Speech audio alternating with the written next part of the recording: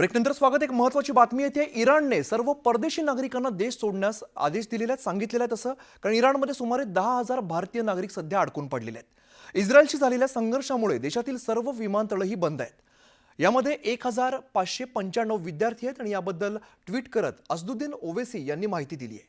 तर या सगळ्यांना मदत करण्याची त्यांनी विनंती केली आहे।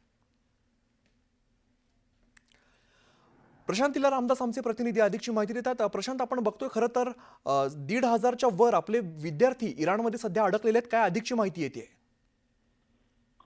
इराण आणि इस्रायलमध्ये जो संघर्ष सुरू आहे त्या संघर्षाचे आता परिणाम जाणवायला सुरुवात झालेली आहे। इराणने सर्व परदेशी आपल्या नागरिकांना जे इराणमध्ये विविध कामानिमित्त शिक्षणासाठी वगैरे आले होते त्या सगळ्यांना देश सोडण्याचा आदेश दिलेला आहे। त्यांनी जवळपास इराणमध्ये साधारणतः 10,000पेक्षा जास्त भारतीय नागरिक अडकून पडलेले आहेत। सोबतच त्याचमुळे भारतीय दूतावासाच्या वतीनं स्पष्ट सूचना देखील देण्यात आलेली आहे की जे भारतीय नागरिक आहेत त्यांनी परतण्यासाठी दूतावासाच्या संपर्कात राहावं, अशा प्रकारचे स्पष्ट सूचना देण्यात आल्या आहेत। त्यापैकी काही भारतीय नागरिकांना या दुसऱ्या देशाच्या माध्यमातून लेबननच्या माध्यमातून तिथून भारतात आणण्याचा प्रयत्न सुरू आहे।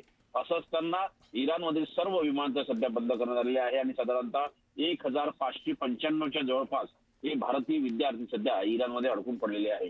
या संदर्भात खासदार असदुद्दीन ओवेसी यांनी एक ट्विट करून त्यांना या सगळ्यांना भारत सरकारच्या वतीनं मदत उपलब्ध करून द्यावी अशा प्रकारची विनंती केली। त्याचमुळे उद्या सकाळी भारतामध्ये पहिली लीला नोंदणी तुकडी भारतात येणार आहे। त्यामुळे आता भारत सरकार देखील मोठ्या प्रमाणात सक्रिय झालेलं आहे आणि इराणमध्ये अडकून पडलेल्या भारतीय नागरिकांना भारतात परत आणण्याकरता युद्ध स्तरावरती प्रयत्न देखील सुरू झाले आहे आणि भारतीय परराष्ट्र मंत्रालयाच्या वतीने संपर्क क्रमांक देखील जारी करण्यात आहे, मदत क्रमांक देखील जारी करण्यात आले आहे। एक प्रकारे प्रत्येक भारतीयाला भारतात परत आणण्याकरता केंद्र सरकार जोरदार प्रयत्न करीत आहे। निश्चित प्रशांत, धन्यवाद या सगळ्या सविस्तर माहितीसाठी।